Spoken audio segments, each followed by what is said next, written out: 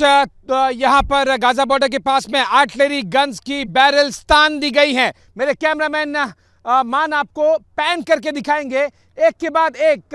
Artillery guns किसी भी moment fire करना शुरू कर सकती है। कुछ सेकंड्स पहले ही हमने देखा कि इन्होंने पूरी तरह से इस कैनन को, जो बैरल होता है, उसे उठाया है, लिफ्ट किया है, कैलिब्रेट किया है, यानी कि किस दिशा में और कितनी दूरी पर किस एक्यूरेसी के साथ में फायर करना है, उसके लिए इस टैंक को, आर्टिलरी गन को, आर्टिलरी गन को इन्होंने पोजीशन कर दिया है और किसी भी मोमेंट इस तरह के आर्टिलरी गन्स को फायर किया जा सकता है। एक दो नहीं बल्कि 4 गन्स की कैनन्स इस समय तनी हुई हैं और वो अभी कुछ सेकंड्स पहले ही उन्होंने पोजीशन लिया है कि उनका सबका आपको जो बैरल होता है सामने का, यानी कि जो कैनन होता है, वो आप देखिए कि एक स्पेसिफिक पोजीशन पर उन्होंने तान दी है, जो कि इससे पहले जब मैं 15-20 मिनट पहले लाइव रिपोर्ट फाइल करा था उस समय पे ये कैनन्स नहीं तनी हुई थी। और अब इन्होंने 4 जो 8-10 यहाँ पर मुझे गन्स दिखाई दे रही हैं, उसमें से 4 गन्स ने पूरी तरह से पोजीशन ले लिया है,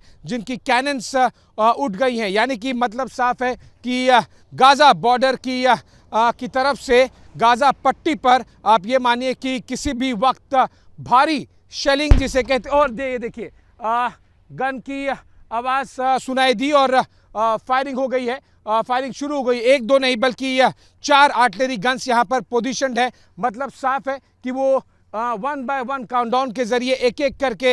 यहाँ पर से फायरिंग करेंगे और जो पोजीशन है वो साफ दर्शा रही है कि गाजा के पॉइंट ऑफ व्यू ये इस पोजीशन को ट्रेस करना, जो गन्स कहाँ से आ रही हैं, गन्स के जो गोले हैं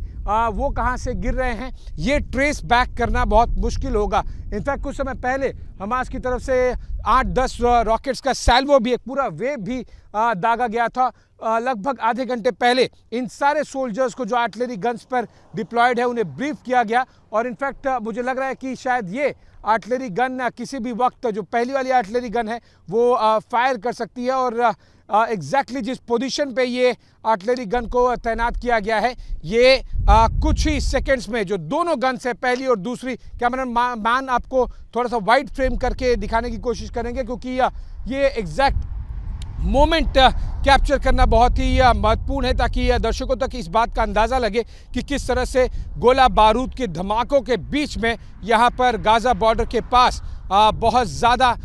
टेंशन है। किसी भी वक्त हमास की तरफ से रॉकेट्स यहाँ पर आते हैं, किसी भी वक्त यहाँ से जो आर्टिलरी गन से गोले हैं वो दागे जा सकते हैं और इसीलिए इस तरह से यहाँ पर दोनों तरफ से काउंटर अटैक, हमास के रॉकेट्स को किस तरह से रोका जाए, साथ ही साथ यहाँ से किस तरह से आर्टिलरी गन्स को फायर किया जाए, ये सब कुछ यहाँ पर काफ़ी टेंस सिचुएशन के बीच चल रहा है। ये सब कुछ केवल एक ही तरफ संकेत दे रहा है कि किसी भी वक्त गाजा पर फाइनल अटैक की जो काउंटडाउन है वो शुरू हो गया है। फाइनल अटैक का हमें सीक्वेंस दिखना शुरू हो सकता है।